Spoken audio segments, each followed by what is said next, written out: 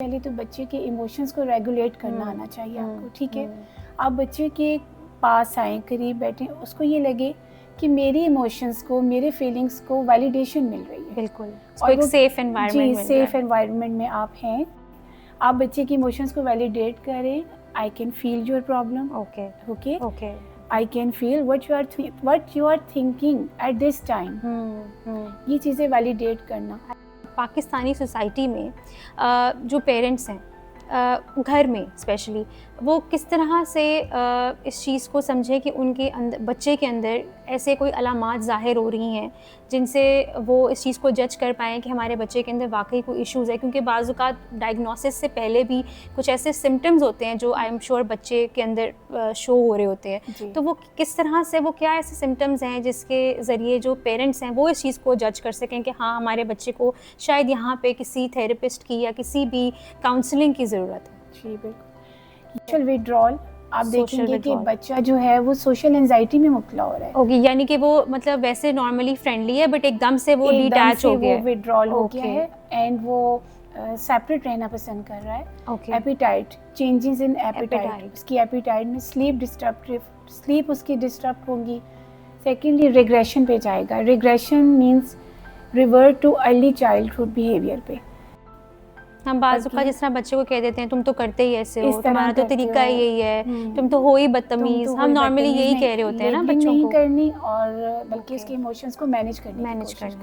बिल्कुल। आपकी लाइफ में कभी कोई ऐसा, आपके एक्सपीरियंस में कभी आपने कोई ऐसे पेशेंट एक्सपीरियंस किया हो या ऐसी कोई फैमिली हो जो वाकई बहुत रिजिड हो एक्सेप्ट करने में कि हमारे बच्चे में कोई प्रॉब्लम नहीं है, आप ऐसे ही बोल रही हैं? तो ये कहा कि स्कूल ने डायग्नोज कर दिया, खुद से टीचर ने, कि ये बच्चा ऑटिस्टिक है। अच्छा। बहुत परेशान आई वो mother.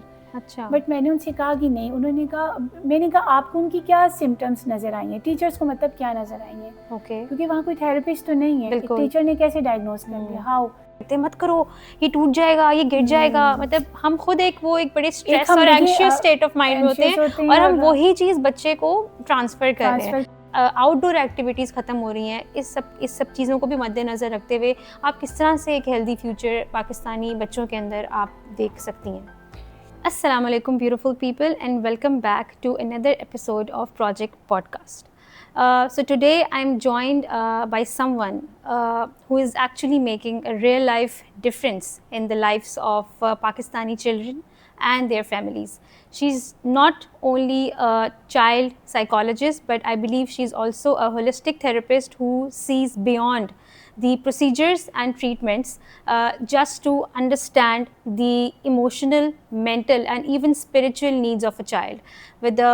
With very compassion in her heart, she has helped countless children in navigating behavioral issues, anxiety issues, depression issues in children. And Mariam, let's welcome you to the show. Thank you so much for being here. Thank you so much, Vida, for inviting me and giving us such a beautiful opportunity. Thank you so much. Thank you so much. Mariam, let's start with the first question. सो मेरा first question आपसे ये है कि since आप पाकिस्तानी बच्चों के साथ बहुत ज़्यादा क्लोजली रिलेटेड हैं, आप डेली बेसिस पे उनके साथ डील करती हैं, so how do you actually describe the mental health of Pakistani children in our society? जी, the mental health of children in specially in Pakistani community actually it's with various factors, included with various factors. जी, सबसे पहले जो मैं बात करना चाहूँगी, जो बहुत मेन इश्यूज़ है पेरेंट्स के लिए, स्पेशली बच्चों के लिए, है एकेडमिक प्रेशर्स इन स्कूल. ठीक है, एकेडमिक प्रेशर्स जो हैं बच्चों पे, वो कंपटीशन, जस्ट कंपटीशन के मार्क्स है, टेस्ट है, हमने जो है वो किस तरह से आगे जाना है, एक बच्चे के मार्क्स आ रहे हैं कि नहीं है, टेस्ट सिस्टम्स हमारे इस तरह के कर दिए गए हैं कि बच्चों पे एक प्रेशर है. सबसे मेन चीज़ कंपटीशन, कि इतने मतलब कम्पिटिटिव हमने होना है कि बस ये नहीं हुआ, अगर यहाँ मार्क्स ना आए तो ये सब चीज़ें क्या कर रही हैं, बच्चों के मेंटल हेल्थ पे डायरेक्ट असर कर रही है. ठीक है, उन पे इतना असर हो रहा है. और इसके साथ साथ मैं बात करना चाहूँगी social media plus cyber bullying the main root. Cyber bullying जो है सोशल मीडिया से रिलेटेड. अब आप देखें, हमें एक पेरेंट को घर में एक मैसेज आ गया, कॉल आ गया, आपके इतने इलाकों का आपका एक प्लॉट आ गया, आप जो है ये चीज़ विन कर गए, आप ये चीज़ विन कर गए, इट्स साइबर बुलिंग, ठीक है, जो थ्रू सोशल मीडिया जो है हमें इस तरह की चीज़ें फेस करनी पड़ती हैं। इसी तरह बच्चों को भी सोशल मीडिया के थ्रू साइबर बुलिंग, इसके लिए हमें क्या करना है? देखिए, हमें इसके लिए इनिशिएटिव जो है वो स्टेप्स उठाने हैं, स्टेप्स लेने हैं। हमें जो है बच्चों को चाहिए कि वो अगर स्कूल्स में है तो टॉक टू योर टीचर से बात करें, पॉजिटिव रिलेशनशिप्स को इम्प्रूव करें, करीब हों और हेल्प लें, और school based mental health programmes जो हैं वो ऑर्गेनाइज किए चाहिए। बिल्कुल, ठीक है, स्कूल्स में ये होता है। इसके अलावा ओपन एंडेड क्वेश्चंस किए जाएं बच्चों के साथ। और हमारे पास आजकल हम स्कूल में बच्चों को मुझे लगता है कि पर्सनली रोकते हैं सवाल पूछने से, इनकरेज नहीं किया जाता, इनकरेज किया जाए उनको ओपन एंडेड क्वेश्चंस के लिए। एंड दूसरा ये कि अगर पेरेंट्स ये चाह रहे हैं कि हमें कुछ ऐसी हेल्प चाहिए तो ऑनलाइन डिजिटल प्लेटफॉर्म्स हैं। बिल्कुल, लाइक आप देखिए, एग्जांपल मैं आपको दूं, तस्कीन, हमराज, ये हमारी फ्री काउंसलिंग सर्विसेज दी जा रही है। ओके, ठीक है, घर बैठ के पेरेंट्स भी है, वहाँ से हमें बहुत अच्छी पेरेंट्स को इन्फॉर्मेशन मिल सकती हैं। और जो school based mental health programmes organise किए जाएंगे, वहाँ से बच्चों को बहुत हेल्प मिल सकती है। और इसके अलावा मरियम, आप बताएंगे कि घर में किस तरह बच्चों के साथ माँ बाप जो हैं वो डील करें, जिससे बच्चों के अंदर ये आजकल जिस तरह हम एंगर इश्यूज़ देखते हैं, एंग्जाइटी छोटे छोटे बच्चों के अंदर, आपके सामने के बहुत ज़्यादा बच्चे एंग्शियस हैं, हाइपर हैं, और इसके अलावा बच्चों के अंदर जो भी मेंटल इश्यूज़ आ रहे हैं उनको पेरेंट्स किस तरह अपने एंड पे रिजॉल्व कर सकते हैं?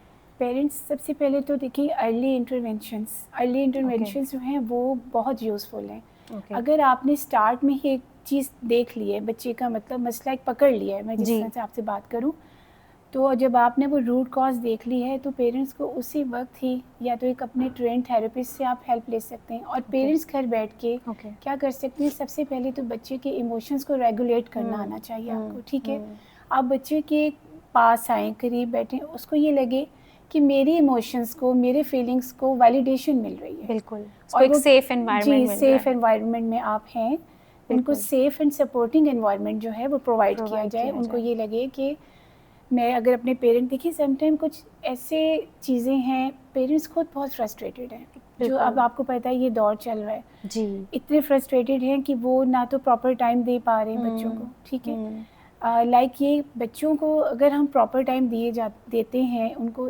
एक चाहिए इंडिविजुअल अटेंशन। ठीक है, अगर हम वो बच्चे को दे रहे हैं, बच्चे को ये लगा है हमारी मदर या हमारे फादर में से हमारे पास कोई बैठे हैं, ठीक है, और वो हमें अटेंशन दे रहे हैं, सिर्फ यही। एंड द मेन मैं आपको एक चीज़ बताऊं कि जो यू का फार्मूला है ना, you are just this one, you are no, just use I statements. Okay, आप बच्चे की इमोशंस को वैलिडेट करें। I can feel your problem, okay, I can feel what you are thinking at this time.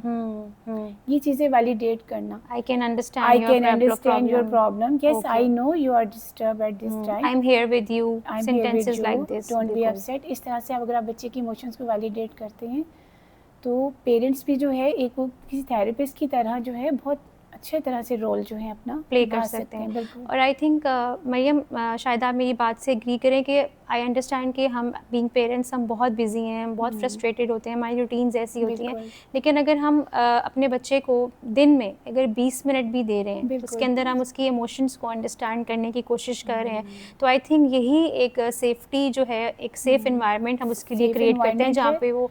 और आप अगर first day ये काम करते हैं तो आप ये खुद देखेंगे चीज़ कि आपको शाम में, मतलब आप मॉर्निंग में अगर अपने बच्चे के लिए एक स्पेशल टाइम निकाल रहे हैं, ठीक है, आप कर रहे हैं, उसकी इमोशंस को वैलिडेट, उसको ये लगा कि मुझे कोई सुन रहा है, मुझे कोई समझ रहा है, ठीक है, तो उसी से आप देखेंगे कि आपके बच्चे में कितने पॉजिटिव जो है इफेक्ट्स आपको नजर आएंगे कि आज हमें टाइम दिया गया है, बिल्कुल, आज हमसे एटलीस्ट और कुछ नहीं तो पूछा गया है। मतलब इसको हम एक हैबिट बना लें कि आप 10 या 15 मिनट अपने बच्चे को रोज तो दे ही सकते हैं। बिल्कुल, मतलब जितने भी आप बिजी हो, आप अपने बच्चे के लिए 10 मिनट तो रोज के लिए निकाल सकते हैं। आई थिंक ये हमारे बच्चों की जो इमोशनल वेलबींग है उसके लिए बहुत ज़रूरी है। बिल्कुल। ओके, सो मरियम, मेरा नेक्स्ट क्वेश्चन ये है कि पाकिस्तानी सोसाइटी में जो पेरेंट्स हैं घर में स्पेशली, वो किस तरह से इस चीज़ को समझे कि उनके अंदर, बच्चे के अंदर ऐसे कोई अलामात ज़ाहिर हो रही हैं जिनसे वो इस चीज़ को जज कर पाएँ कि हमारे बच्चे के अंदर वाकई कोई इश्यूज़ है, क्योंकि बाज़ औक़ात डायग्नोसिस से पहले भी कुछ ऐसे सिम्टम्स होते हैं जो आई एम श्योर बच्चे के अंदर शो हो रहे होते हैं। तो वो किस तरह से, वो क्या ऐसे सिम्टम्स हैं जिसके ज़रिए जो पेरेंट्स हैं वो इस चीज़ को जज कर सकें कि हाँ, हमारे बच्चे को शायद यहाँ पे किसी थेरेपिस्ट की या किसी भी काउंसलिंग की ज़रूरत है? जी बिल्कुल, ये आप पेरेंट्स जो है, ये एक्चुअली वही बात है कि अर्ली साइंस को इंटरवेंशन जो है, अर्ली साइंस की इंटरवेंशन बहुत ज़रूरी है, जिसको पेरेंट्स सबसे पहले समझना ज़रूरी है पेरेंट्स का।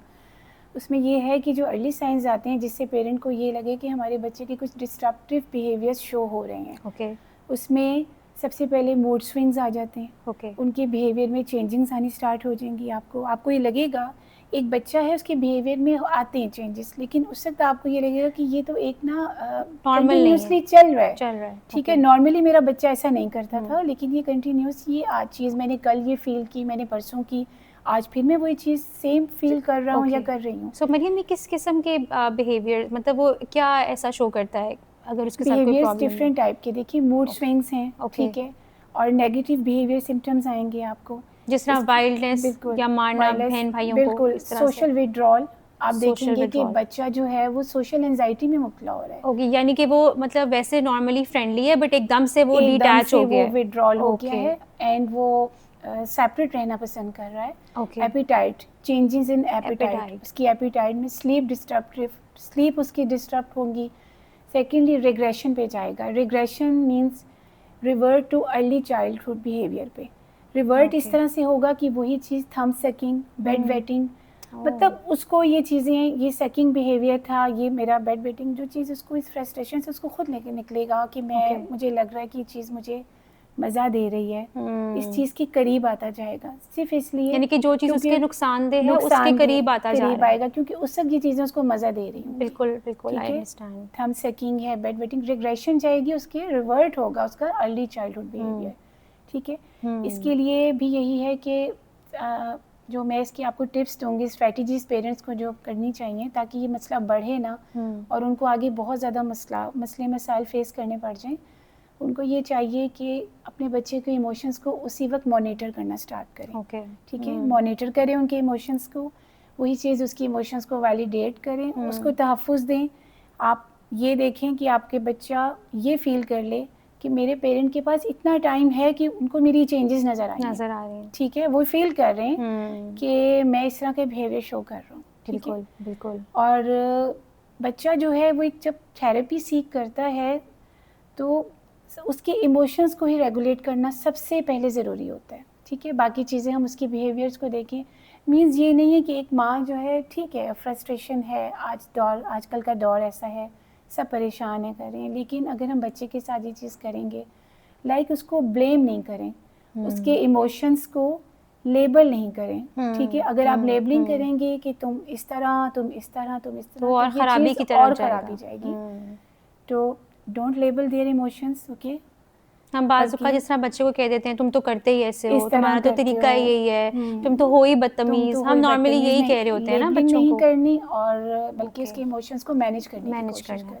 बिल्कुल। सो मरियम, जिस तरह हम थेरेपी की बात कर रहे हैं, तो आपके अकॉर्डिंगली जो पाकिस्तानी सोसाइटी है, स्पेशली जो फैमिलीज़ हैं, उनको जब ये रियलाइज़ होता है कि उनके बच्चे के साथ कोई इमोशनल डिस्टर्बेंस है या कोई साइकोलॉजिकल डिसऑर्डर है, तो are they very open towards accepting the fact कि देयर चाइल्ड नीड्स थेरेपी, या उसको वाकई में कोई इमोशनल डिसेबिलिटी है या कोई ऐसा मसला है जिसको ट्रीटमेंट की ज़रूरत है?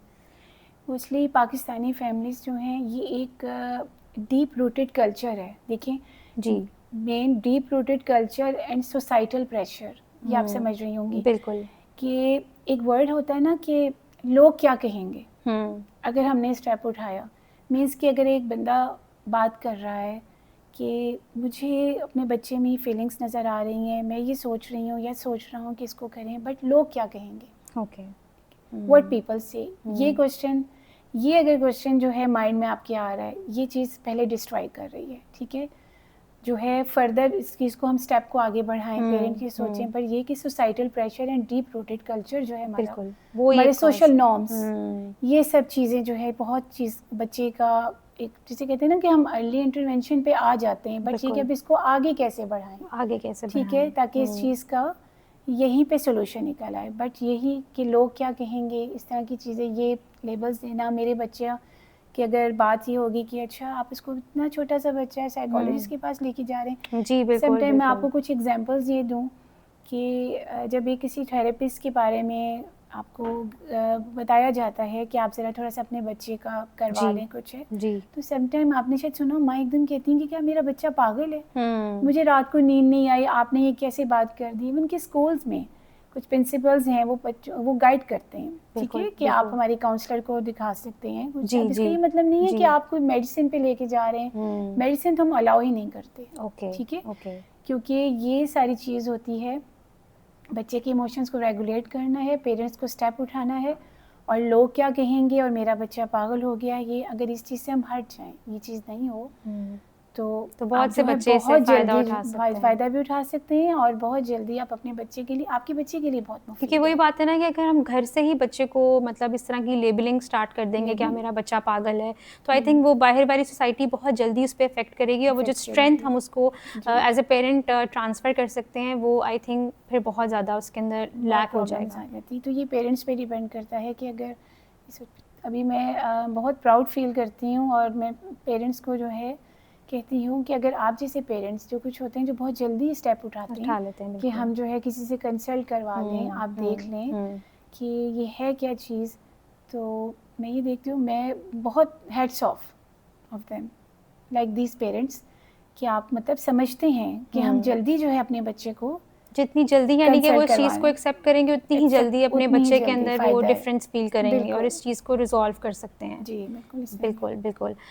सो मरियम, आपकी लाइफ में कभी कोई ऐसा, आपके एक्सपीरियंस में कभी आपने कोई ऐसे पेशेंट एक्सपीरियंस किया हो, या ऐसी कोई फैमिली हो जो वाकई बहुत रिजिड हो एक्सेप्ट करने में कि हमारे बच्चे में कोई प्रॉब्लम नहीं है, आप ऐसे ही बोल रही हैं, तो कभी आपने ये चीज़ एक्सपीरियंस की है अपने इस पूरे टेन्योर में? जी, फैमिलीज़ में तो नहीं, लेकिन जो ये स्कूल बेस्ड काउंसलिंग में था, इसमें जो है कुछ पेरेंट्स ने ड्यूरिंग मीटिंग जो है काफ़ी मतलब आर्ग्यू किया कि नहीं, आप मतलब किस तरह से बात कर रही हैं, इस तरह, ये इतना सा बच्चा है, क्योंकि देखिए अर्ली में हम 3 से लेके 12 ईयर्स तक के बच्चों को देखते हैं, फॉर बॉयज़ एंड गर्ल्स, ठीक है। उसमें जो है पेरेंट्स ये नहीं रिकॉग्नाइज करते, समझते नहीं, मतलब वो ये देखते हैं क्या 2-3 साल का बच्चा है, क्या इसमें क्या ही हो जाएगा इसको, बस क्या है, बस वैसे ही गुस्सा आ गया होगा, कुछ होगा। लेकिन ADHD सिम्टम्स की अगर हम बात करें तो इसी एज में वो डेवलप होना स्टार्ट होते हैं। ADHD है? जी, ADHD for attention deficient hyper activity disorder. Okay, और इसके अंदर क्या बच्चे को क्या इश्यूज होते हैं? इसके अंदर बच्चे में हाइपर एक्टिविटी, इम्पल्सिविटी ये होती है कि बच्चा इतना हाइपर होता है, इतना अटेंशन डेफिशिएंट होता है कि लाइन में आप एक फॉर एग्जांपल, अगर एक बच्चा एक लाइन में खड़ा है, ठीक है, लाइक वो स्कूल की कैंटीन के बाहर खड़ा है या फिर अपना होमवर्क चेक होने का वेट कर रहा है, तो वो वेट नहीं करेगा, उसमें इतनी इम्पल्सिविटी होगी कि वो बच्चों को पुश करेगा कि मेरी बारी किस तरह से आ जाए, और लाइक ये कि जंपिंग करेगा, राउंड्स लगाएगा, हर चीज़ में जो है उसकी हाइपर एक्टिविटी आपको नजर आएगी, मतलब एक्सट्रीम हाइपर होता है, तो ये ADHD में आ जाता है। तो इस चीज़ को जो है फौरी जो है हमें जितनी कॉपिंग स्किल्स हम पेरेंट्स को गाइड करते हैं, ठीक है, उसमें से यही है कि वही पेरेंट्स जो कि बहुत कोऑपरेटिव होते हैं, जो इस चीज़ की नॉलेज रखते हैं कि हमें जो है वो जल्दी कोई स्टेप उठाना और करना है। तो मैंने ज़्यादातर ये स्कूल्स में और कुछ हॉस्पिटल्स में ही की है, अपनी फैमिली मेम्बर्स में तो अभी तक ऐसा कोई नहीं हुआ, लेकिन मैं ये सब पेरेंट्स को सजेस्ट करना चाहूँगी कि आप लोग इस चीज़ को बिल्कुल बुरा ना समझें। और देखिए, पागल की तो बात होती नहीं, ठीक है, आप एक बच्चे को क्या एक्सपेक्ट कर रहे हैं, लाइक आप उसके एंगर इश्यूज देख रहे हैं, आप उसका फ्रस्ट्रेटेड बिहेवियर देख रहे हैं, तो आपको एक हेल्प की ज़रूरत है, ठीक है, आप एक सीख करें, थेरेपिस्ट को, आपके बच्चे को एक हेल्प की ज़रूरत है, आप हेल्प का नाम ले सकते हैं, आप ये नहीं कह सकते कि एक पागल है तो हमने इसको जाके क्यों किसी ने कह दिया। अगर ये चीज़ें पेरेंट्स की माइंड से निकल जाएं तो फिर तो बहुत कामयाबी की बात है। बिल्कुल, आप ठीक कह रही हैं। सो मरियम, आप अपने एक्सपीरियंस में सबसे ज़्यादा क्या एक्सपीरियंस कर रही हैं कि आजकल के जो पाकिस्तानी बच्चे हैं, इनके अंदर क्या ऐसे मसाइल हैं इनके बिहेवियर में, या एंग्जाइटी है, डिप्रेशन है, स्पीच डिले आजकल जिसको हम बहुत ज़्यादा सुन रहे हैं, ऑटिज़म, ऐसी कौन सी मतलब ज़्यादा फैलने वाले बिहेवियरल इश्यूज़ हैं जिनको आप मतलब डील कर रही हैं? देखिए, जो कॉमन ये इश्यूज आ रहे हैं, ये एंजाइटी है, डिप्रेशन है, एंगर इश्यूज हैं, ठीक है, एंड अभी बात जो मैंने आपसे की ADHD, ठीक है, ADHD का बहुत है। लाइक अगर हम ऑटिज़म की बात करें तो वो एक न्यूरोलॉजिकल डिसऑर्डर है, ठीक है, वो हमारा न्यूरो से रिलेटेड है। स्पीच डिलेड और स्पेशली इन ऑटिज़म इसके ना बहुत सारे फैक्टर्स होते हैं। एक तो जो है प्री मैच्योर बर्थ, इसमें हो रही है, डेवलपमेंटल प्रॉब्लम्स होते हैं, ठीक है, डेवलपमेंटल डिलेज ऑटिज्म के अंदर। मरियम, आप थोड़ा सा एक्सप्लेन कर सकती हैं कि ऑटिज्म, क्योंकि बहुत से लोगों को आई एम श्योर नहीं पता कि ऑटिज्म क्या है। हमने सुना ही है कि ऑटिज्म है ऑटिज्म, लेकिन हमें इन डेप्थ जो है अगर आप थोड़ा इसको सिंप्लीफाई कर दें कि ऑटिज्म क्या चीज़ है। ऑटिज्म जो है बेसिकली अगर हम बच्चे में एक डिफरेंस देखते हैं, बहुत पेरेंट्स मेरे पास आते हैं कि हमें ये समझ में नहीं आ रहा कि क्या हमारे बच्चे को स्पीच थेरेपी की ज़रूरत है, ये स्पीच डिलेड है या ये ऑटिस्टिक है। ठीक है, देखें, जो ऑटिस्टिक होते हैं उसकी इनकी ये प्रॉब्लम्स होती हैं कि वो आपको किसी चीज़ पर रिस्पॉन्स नहीं दे रहे, ठीक है। आप उनको कॉल कर रहे हैं, अपने बच्चे को बुला रहे हैं, नाम बुला रहे हैं, वो आपको रिस्पॉन्स नहीं करेंगे, ठीक है। सबसे पहले तो मैं डिफरेंस इसलिए शेयर करना चाहूँगी क्योंकि बहुत पेरेंट्स के सवाल होते हैं कि आया ये स्पीच डिलेड है या फिर ऑटिस्टिक है। हमारा बच्चा बोलता नहीं है, बोल नहीं रहा, डिलेड है। तो ये डिफरेंस जो है वो बहुत ज़रूरी है कि हम इसको जो है पहले एक्सप्लेन करें।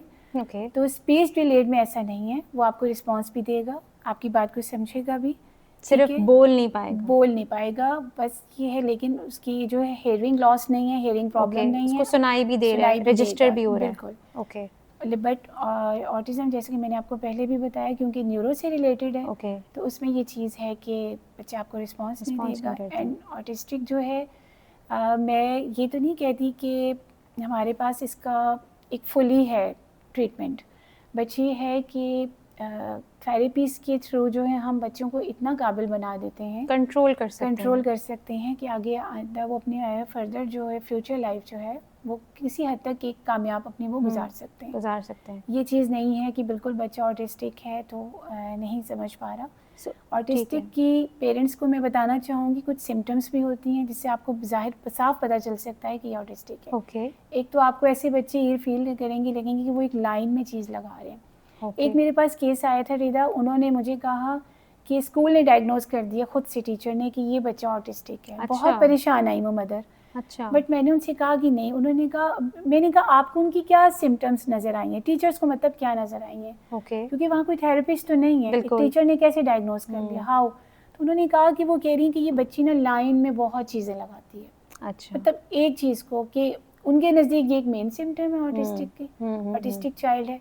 एग्रेशन बहुत ज़्यादा है क्योंकि बच्चे ऐसे हाइपर भी बहुत जल्दी हो जाते हैं। एग्रेशन हाइपर एक्टिविटी ऑटिस्टिक बच्चों में बहुत ज़्यादा है। बट ये है कि मैंने उनसे कहा कि ये ज़रूरी नहीं है कि आप एक सिर्फ इसी सिम्टम को लेके चल रहे हैं कि आपके पास वो बच्चा कतार में एक चीज़ लगा रहा है और आपने समझ लिया कि ये ऑटिस्टिक है, ठीक है। उनकी कुछ और सिम्टम्स भी होती हैं, वो बच्चा आपको रिस्पॉन्ड कर रहा है तो वो ऑटिस्टिक नहीं है, अपना नाम पहचान रहा है वो ऑटिस्टिक नहीं है, उसका हियरिंग लॉस नहीं है, उसका ऑटिस्टिक नहीं है वो। तो इस चीज़ को जो है, और इसके अलावा जिस तरह मैंने सुना है कि वो बच्चे जो हैं क्लैपिंग बहुत करते हैं, जो ऑटिस्टिक बच्चे हैं क्लैपिंग करते हैं, हैंड फ्लैपिंग है, हैंड फ्लैपिंग बहुत होगी, ये उनके होते हैं ज़्यादातर। ठीक है, आपके ऊपर उस बच्चे के बिल्कुल ऊपर सेंटर में एक फ़ैन चल रहा है, तो जब तक उसके वो स्विंग्स जो हैं वो कर रहा है, ठीक है, उसके साथ साथ उसका एक चल रहा है हैंड फ्लैपिंग, यानी कि जब तक वो स्विंग ऐसे हो रहा है तो वो भी देखता रहेगा, कांस्टेंट नहीं करेगा। ऐसे बच्चों के लिए जो एक हम कैबिन जो है वो डिज़ाइन करते हैं, वो हम यही देख के करते हैं कि कोई ऐसी चीज़ ना हो जिससे वो डिस्ट्रैक्ट हो। ठीक है, आपकी फ्रंट पे, आपके बैक पे, कोई ऐसे नहीं। इवन कि मैंने ऐसा कोई रूम डेकोरेट भी नहीं किया होता क्योंकि बच्चों की अटेंशन जाती है वहाँ पे। समझ गई। सिंपल उसको ये लगे कि ये मेरी, देखिए उनको ये तो नहीं पता है मेरी थेरेपिस्ट है, ठीक है। मैं हमेशा कहती हूँ आई एम योर फ्रेंड, मेरी फ्रेंड है, मुझसे बातें कर रही हैं, मुझे एक्टिविटीज़ करा रही हैं, और ट्रीटमेंट हम सारा इनका थ्रू एक्टिविटीज़, मैं यही सजेस्ट करती हूँ। थ्रू एक्टिविटी ही मैं पर्सनल, क्योंकि मैं होलिस्टिक से भी जुड़ी हुई हूँ, तो मेरा यही होता है कि through activities and through games हम बच्चों को जिस तरह समझा सकते हैं ना, एक तो वो गेम की इंजॉयमेंट हो गई और दूसरा वो बहुत कुछ सीख लेते हैं। सही। मरीम, जिस तरह आपने अपनी होलिस्टिक, आप एक होलिस्टिक थेरेपिस्ट भी हैं, मतलब मेरे लिए भी ये टर्म बहुत न्यू है, मैंने नहीं सुनी हुई, हो सकता है बहुत से लोगों ने ये ना सुनी हो, तो आप प्लीज़ एक्सप्लेन करेंगे कि आप एज अ होलिस्टिक थेरेपिस्ट आप क्या करते हैं बच्चों की बेटरमेंट के लिए, उनकी इमोशनल वेलबींग के लिए।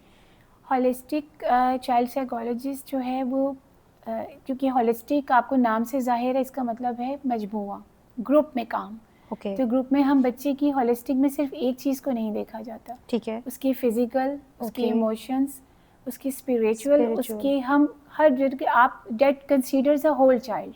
Holistic child psychologist basically considers a whole child person. हम उसको देखते हैं, ठीक है.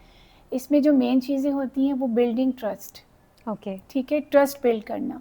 बच्चे ग्रुप में काम कर रहे हैं, टीम बिल्डिंग इम्प्रूव होती है. हमने यहाँ बहुत सारे बच्चे देखे हैं जो इस कदर शाय होते हैं, कन्वर्सेशन नहीं करते. पेरेंट्स बहुत कंप्लेंट्स लेकर आते हैं कि हमारा बच्चा इतना शाय है, सिर्फ अपने बहन भाइयों से खेलता है और वो इतना नहीं कन्वर्सेशन करता. ओके, तो उनका भी जो मैं ये सारा ट्रीटमेंट होता है थ्रू एक्टिविटीज़ ही करती हूँ, गेम्स के through, as a holistic child. तो मरीम, जो होलिस्टिक थेरेपी है ये सिर्फ उन्हीं बच्चों के लिए होती है जिनके अंदर कोई बिहेवियरल इश्यूज होते हैं या कोई डिसऑर्डर होता है? ये हर चीज़ कवर करती है. अच्छा, ये एक नॉर्मल बच्चे को भी आप होलिस्टिक थेरेपी दे सकते हैं? नॉर्मल बच्चे को दे सकती हैं होलिस्टिक थेरेपी. और जैसे कि मैंने आपको पहले भी बताया कि मैं बल्कि बहुत सारे स्कूल्स को ही सजेस्ट करूंगी कि उनको ये इंट्रोड्यूस लाजमी करवाना चाहिए. ये एक बेसिकली आप समझिए हमारा साइकोलॉजी का एक मेन चैप्टर है. बिल्कुल, ठीक है. हम इस पे हमारा काम करना इस पे बहुत ज़रूरी है. ओके. हमने इसमें एक पूरा कंसीडर किया एक होल चाइल्ड, ठीक है, जिसके हम इमोशंस को देख रहे हैं, ठीक है, हम जिसमें उसकी फिजिकल एक्टिविटीज़ को भी हमने मद्देनज़र रखते हुए काम करना है, इमोशंस देखने, स्पिरिचुअल, इसके एजुकेशनल भी, सब कुछ. स्कूल्स में मैं इसीलिए बार बार इस चीज़ को जो है इंट्रोड्यूस करवाना चाह रही होती हूँ कि काउंसलिंग सर्विसेज का आगाज़ किया जाए, क्योंकि होलिस्टिक के जो मेन स्टेप्स हैं वो यही हैं कि बिल्डिंग ट्रस्ट हो, ठीक है, जो हमारे गोल्स हैं उनको आइडेंटिफाइंग करना है बच्चों को, ठीक है. अब वो गोल्स जो हैं वो इस तरह नहीं है कि आप एक बच्चे को हमने टास्क दे दिया, आपने बेटा आज ये भी करना है, ये भी करना है, ये नो. हम इनको ना स्मॉल पीसेस में डिवाइड करते हैं. ओके, ठीक है. आज आपका इतना काम है, आप इस गोल को आज टारगेट करेंगे, इसको करेंगे. वो क्या होता है, उनको पॉजिटिव रीइंफोर्समेंट भी मिल रही होती है. बिल्कुल, ठीक है. और बहुत इंटरेस्ट लेके काम करते हैं, क्योंकि मैंने आपको बताया कि मैं through activities and through games ही करवाती हूँ. ठीक है. और इसके अलावा जो काउंसलिंग सर्विसेज की मैं बात करती हूँ वो यही करती हूँ कि मेंटल हेल्थ केयर प्रोग्राम्स, ठीक है, स्कूल्स में होने चाहिए. क्योंकि देखिए स्कूल जो है वो मैं कहती हूँ एक मेन बच्चे के कितने आवर्स स्कूल में होते हैं. जी बिल्कुल, 7 से 8 घंटे एक बच्चा स्कूल में रहता है. वो अपनी एजुकेशन भी ले रहा है, वो अपने टीचर से. लेकिन होलिस्टिक थेरेपीज़ का जो है वो मकसद ही यही होता है कि स्कूल के दौरान अपने टीचर्स के साथ, अपने फ्रेंड्स के साथ और सब स्टूडेंट्स मिलके इन 6 आवर्स में एजुकेशन के साथ साथ जो है बच्चे थ्रू एक्टिविटीज़, थ्रू गेम्स, किस तरह से अपने छोटे छोटे साइकोलॉजिकल इश्यूज़ को भी कवर कर सकते हैं. बिल्कुल कर सकते हैं. ये चीज़ें भी कवर हो जाती हैं बच्चों की, और इजीली जो है बच्चों की सबसे बड़ी बात, उनको ये नहीं पता चल रहा होता कि कोई साइकोलॉजिकल ट्रीटमेंट हम पे कोई अप्लाई किया जाए. एग्जैक्टली. या कुछ कह रही हैं कि आपके कुछ इश्यूज आ रहे हैं, कुछ मैंने आपको बताया कि लेबलिंग तो नो लेबलिंग, ठीक है, हम ये नहीं करते. बट डिस्प्ले ज़रूर करना है. डोंट लेबल बट डिस्प्ले क्या करेंगे, बच्चों की छोटी छोटी जो है विंस को सेलिब्रेट किया जाता है. एग्जैक्टली, बिल्कुल. आपने आज इतना अच्छा काम किया, ये सब मैं आपको होलिस्टिक में बता रही हूँ. ठीक है, कि आपने एक छोटी छोटी चीज़ों को अप्रिशिएट करें, उनकी स्मॉल विंस को सेलिब्रेट करें, डिस्प्ले करें, यानी कि जिससे बच्चे को अंदरूनी तौर पे कॉन्फिडेंस मिले. बिल्कुल, पॉजिटिव मोटिवेशंस आती हैं. और उसमें और ये चीज़ आती है कि नेक्स्ट टाइम मैं इससे भी अच्छा करूँगा. ठीक है. स्कूल्स में हम इजीली जो एंजाइटी को चीज़ कवर करती है, ग्राउंडिंग टेक्निक्स बहुत इजीली अप्लाई कर सकते हैं. बहुत सारे क्वेश्चंस मेरे पास ये आते हैं कि स्कूल में टेक्निक्स कैसे अप्लाई की जाए. होता है. देखिए मेन ये कि सेफ एंड सपोर्टिंग एनवायरनमेंट दिया जाए, काउंसलिंग सर्विसेज दी जाए, मेंटल हेल्थ केयर प्रोग्राम्स दिए जाए, and as a school counsellor आप हायरिंग करें. यानी कि प्रॉपर एक डेजिग्नेशन होनी चाहिए एज काउंसलर की एक स्कूल के अंदर. बेसिकली क्लिनिकल साइकोलॉजिस्ट, ठीक है, या फिर होलिस्टिक चाइल्ड साइकोलॉजिस्ट. आप जो है इनका सर्विसेज दी जाए, काउंसलिंग, ठीक है. बच्चों को सबसे पहले फ़र्क समझाया जाए कि who is a counsellor and who is a teacher, and what is the difference between a counsellor and between a teacher. ठीक है. टीचर आपकी हेल्प करता है आपकी स्टडीज़ में, आपकी एकेडमिक्स में, लेकिन अ काउंसलर आपकी इमोशंस को भी रेगुलेट करने की हेल्प करता है. बिल्कुल ठीक कह रही हैं आप. बच्चों को डिफरेंस सिखाना, क्योंकि समटाइम जो हमारे पास प्री स्कूल के बच्चे हैं जी, उनको तो थ्रू वर्कशीट्स जो हैं मैं समझाती हूँ कि ये she is a teacher, she is a counsellor. Okay ठीक है, टीचर के हाथ में बुक्स हैं, टीचर के हाथ में पेन है, टीचर आपको एक बोर्ड पे बता रही है कि लाइक ये काम है। प्री स्कूल्स हैं तो वो ABC स्टार्ट है कुछ, बिल्कुल। बट काउंसलर क्या कर रही है, काउंसलर की पिक्चर देखते हैं बच्चे बहुत डीपली ऑब्जर्व करते हैं। आप कभी प्री स्कूलर्स के साथ आपका कभी एक्सपीरियंस हो तो आप देखें, बहुत डीपली ऑब्जर्व करते हैं कि काउंसलर जो है, टीचर तो अपना फर्ज अदा कर रहे हैं, बट काउंसलर क्या कर रही है, हमारे पास आ रही हैं, हमसे पूछ रही हैं, जो टीचर समझा रही हैं कोई मुश्किल तो नहीं आ रही, कोई परेशानी तो नहीं आ रही, ठीक है, फ्रेंड्स साथ में हैं, फ्रेंड्स हैं ना, परेशानी तो नहीं है, आइसोलेट तो नहीं होने की कोशिश बच्चे कर रहे हैं। बिल्कुल बिल्कुल। तो वो चीज़ बच्चों पे ज़्यादा पॉजिटिव इम्पैक्ट डाल रही हैं। बिल्कुल कि आप काउंसलर और टीचर का बच्चों को फ़र्क समझाएं, और आप देखें बच्चे काउंसलर्स के बहुत बहुत ज़्यादा इम्प्रेस होते हैं। और I think as a society ना, हमें ये चीज़ को एक्सेप्ट और अंडरस्टैंड करने की ज़रूरत है कि therapy is not a taboo.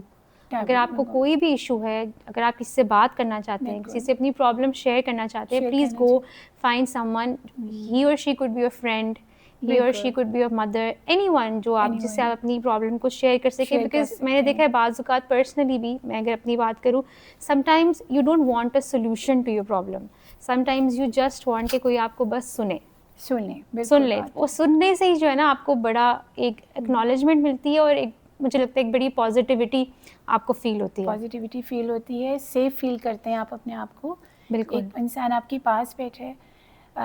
Mostly घरों में मैं आपसे एक बात शेयर करना चाहूँगी रिदा, जो बच्चे शिकायत करते हैं कि घर में कोई तवज्जो नहीं मिल रही, हम परेशान हैं, या मोस्टली थोड़ा सा बुजुर्गों के साथ होता है, ठीक है? जी बिल्कुल। वो ज़रा थोड़ा सा इस तरह होते हैं कि बाज़-औक़ात बच्चे तंग कर रहे हैं, शोर है, कुछ है, ये चीज़ें बच्चों में ना एंगर इश्यूज़ डेवलप कर रही हैं, ठीक है? पेरेंट्स आते हैं, कहते हैं बच्चे को हमसे क्या इशू है, चले वो तो ये बात है कि दादों ने ये बात कर दी, नानों ने ये बात कर दी, कुछ हो गया बुज़ुर्गों का। तो being a holistic child psychologist, मैं ये कहती हूँ बच्चों को, आपको ये चीज़ें इसलिए करवाई जाती हैं कि आपने अपने एंगर इश्यूज़ को कैसे कंट्रोल करना, ठीक है? एक बुज़ुर्ग है, उसने एक अपनी उम्र जी ली, हो गई, ठीक है, अब वो स्टेज पे है कि ये इश्यूज़ उनके आते हैं, बट ये है कि बजाय हम उनकी ट्रेनिंग करने के, आपके एंगर इश्यूज़ को जो है हम कवर करेंगे। इसके लिए मैं कॉपिंग स्किल्स जो है वो सजेस्ट करती हूँ, लाइक डीप ब्रीथिंग एक्सरसाइजेस, ठीक है?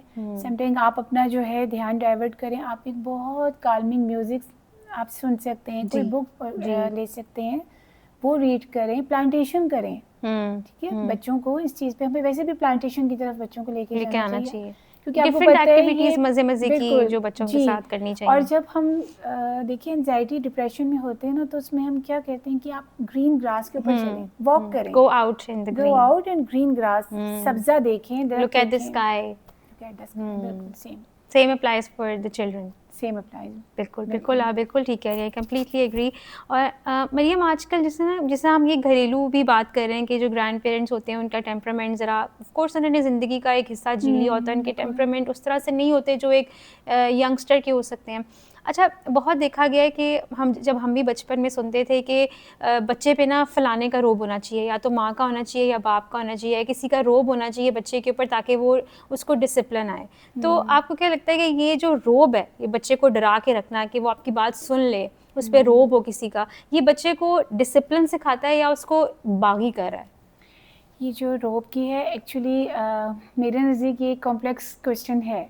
देखिए, बात ये है, समटाइम रोब ठीक है, वो ज़रूरी भी हो जाता है, क्योंकि अगर बिल्कुल भी रोब का ना हो तो फिर बच्चे बहुत ज़्यादा जो है वो, आपको पता है जैसे सोशल मीडिया ने बहुत ज़्यादा बच्चों पे असर डाला है, बिल्कुल, ठीक है, उस तरफ है, नहीं समझाएंगे, उन पे कोई रोब नहीं होगा तो लाइक उनको यही लगेगा कि नहीं कोई पूछने वाला या कोई नहीं केयर कर रहा, ठीक है।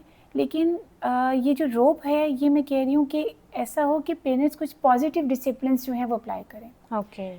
अगर वो नेगेटिव डिसिप्लिन की तरफ जाएंगे, जो कि बहुत अनफेयर लगते हैं, ठीक है, इसे कहते हैं नेगेटिव डिसिप्लिन को मैं यूँ डिस्क्राइब करूँगी कि हद से ज़्यादा रोप और हद से ज़्यादा जो है वो येलिंग करना, ठीक है, जो पेरेंट्स की हम उसको रोकते हैं कि आपका येलिंग करना, हद से ज़्यादा आपका जो नेगेटिव डिसिप्लिन है कि नहीं, अगर ये नहीं किया तो ये हो जाएगा, तुम्हें मेरी बात सुननी पड़ेगी, जो है तुम इस रास्ते पे जा रहे हो, मैंने तुम्हें कल भी समझाया था, मुझे तो लगता है मैं भी ऐसे ही करती हूँ, ऐसे नहीं करोगी तो ऐसे हो जाएगा, मतलब एज हमें भी सीखना चाहिए कि ऐसे नहीं करना चाहिए। बिल्कुल ये बात है। और दूसरा ये कि इससे ना पेरेंट को कहीं हद तक खुद भी लगता है कि मैंने इस तरह किया, उल्टा इसने मेरी बात नहीं मानी, बच्चे नहीं मानते उसमें, और आपको लगेंगे कुछ उसमें हाइपर सिम्टम्स और आ रहे हैं। अच्छा, और मैंने ये देखा है कि अगर बच्चों को हम प्यार से करें ना कि आप मेरी प्रिंसेस हो ना, आप प्लीज़ मेरी बात सुनो, अगर आप मेरी बात सुनोगे तो देखना आपको अच्छा लगेगा, आपके लिए बेटर है। और मैंने देखा है कि बच्चे ना वो प्यार से जब आप कन्वे करते हो ना बात को तो अंडरस्टैंड करते हैं,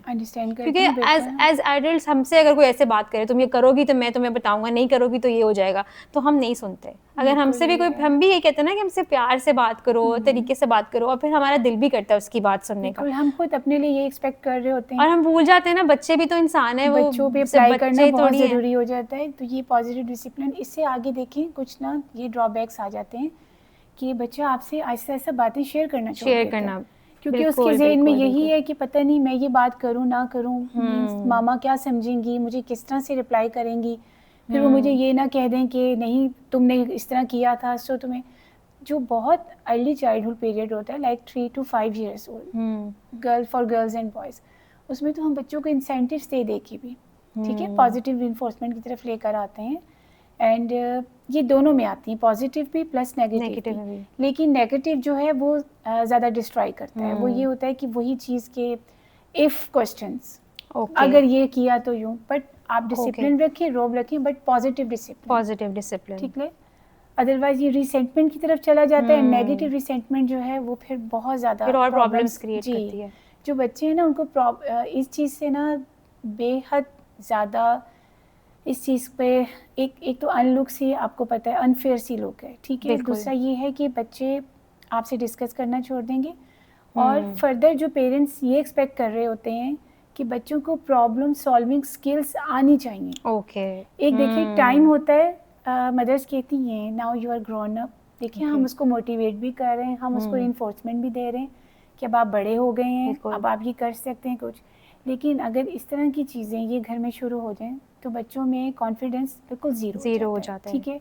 और उनकी प्रॉब्लम सॉल्विंग स्किल्स में प्रॉब्लम आती है, वो बड़े होकर अपने छोटे छोटे मसले मसाइल भी हल नहीं कर सकते। बिल्कुल। फिर क्या करते हैं पेरेंट्स, छोटा सा मसला लेके मेरे पास आ गए हो, ये भी तुमसे नहीं हो पाता था, वही बात लेबलिंग, ठीक है। और ये लेबलिंग सबसे खतरनाक है, ये भी खतरनाक है। और ये होता किस वजह से, ये भी पेरेंट्स का ही अपना एक है कि आप मतलब अपने इमोशंस पे नहीं काबू कर पाए और आपने बच्चे पे। मरियम ये भी तो बात है ना कि हम जनरेशंस अगो, मतलब जब हम बच्चे थे, वही साइकिल हम भी कंटिन्यू कर रहे हैं जो हमने सुना अपने पेरेंट्स से, कि जिस तरह अभी आप नेगेटिव रीइंफोर्समेंट की बात कर रहे हैं कि मना करना है, लॉजिक नहीं देनी कि क्यों मना कर रहे हैं, लेबलिंग कर दी तुम तो हो ही ऐसे। आई थिंक ये बहुत पीछे से चलता आ रहा है, हमारे पेरेंट्स के पेरेंट्स, फिर पेरेंट्स के पेरेंट्स। तो आई थिंक ये वो टाइम है कि जब हमें इस जनरेशनल ट्रॉमा को ब्रेक करने की ज़रूरत है, और न्यू जो चीज़ें उनको इंट्रोड्यूस करना चाहिए जो स्पेशली बच्चे के बिहेवियर के लिए, उसकी डेवलपमेंट के लिए, जिस तरह आप कह रही हैं कि ज़रूरी है पॉजिटिव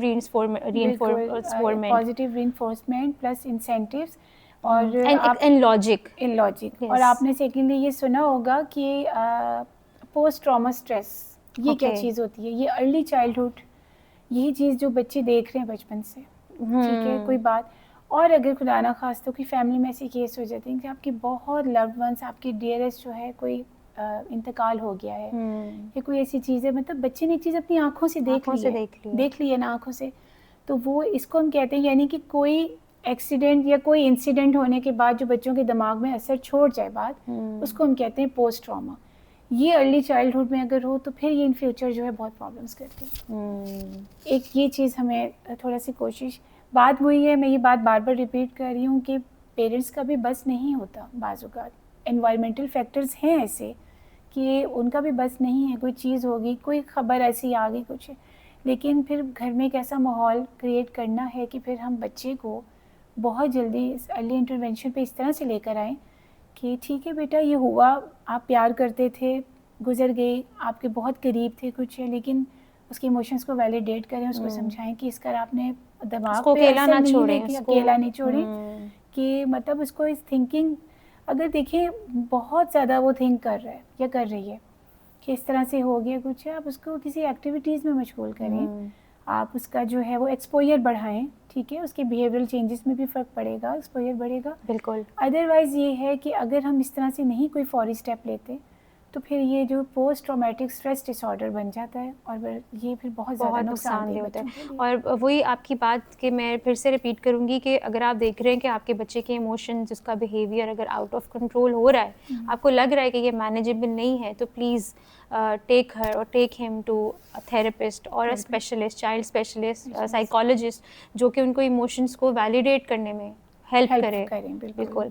अच्छा मरियम, अभी आप जिस तरह ये बात कर रही थी कि बाज़ औक़ात बच्चे जो हैं वो डर जाते हैं हमसे, हमारे बार बार रोकने से, टोकने से, और कुछ फिर फ्यूचर में जब उनको कोई प्रॉब्लम होती है या कुछ भी मसला होता है तो वो अपने पेरेंट्स से इसी डर से बात शेयर नहीं करते कि पता नहीं ये फिर ये ना कहें कि तुम्हारा ही कसूर था या तुम तो करती है ऐसे, यानी कि वो जो हम बच्चे के ऊपर ब्लेम डाल देते हैं। So something hit me in the spot के इन योर आपके एक्सपीरियंस में जिस तरह हम पाकिस्तानी सोसाइटी में आजकल तो बहुत ज़्यादा देख रहे हैं कि चाइल्ड सेक्सुअल अब्यूज़ के बहुत से केसेस हैं और बहुत से पेरेंट्स इसके ऊपर बात नहीं कर पाते and we are always trying to hide this thing under the carpet. हम बच्चे को गुड टच, बैड टच, इनके बारे में एज पेरेंट्स भी हम कंफ्यूज हो जाते हैं कि हम इतने से बच्चे को कैसे समझाएं अबाउट गुड बैड टच, या मतलब अगर उनके साथ कोई ऐसा वाक़या हुआ है तो उसको किस तरह से हम डील करें। तो आपके इस एक्सपीरियंस में कभी आपने ऐसा कोई वाक़या एक्सपीरियंस किया हो, यानी किसी बच्चे की थेरेपी की हो, उसके दिमाग पे क्या असरात थे या क्या था, अगर आप कुछ शेयर करना चाहें just to spread awareness about this thing. जी बिल्कुल, मेरा एक्सपीरियंस है, इवन कि मेरे पास ये एक केस था। और उसमें यही चीज़ थी कि एक तो हम देखिए पहले सिम्पटम होता है बच्चा बिल्कुल एक आपको ना खामोश फील मतलब है, एक थेरेपिस्ट आपके इमोशंस को वैलिडेट कर रहा है, वो जानने की कोशिश कर रहा है कि क्या बात ऐसी हो सकती है, क्या प्रॉब्लम है जो पेरेंट से नहीं, पेरेंट की वही सेम कंप्लेन है कि पता नहीं कोई इशू है, किसी बात से डर गया है या डर गई है और बता नहीं रहा, ठीक है, या बता नहीं रही बच्ची, तो ये क्या बात हो सकती है, कुछ है।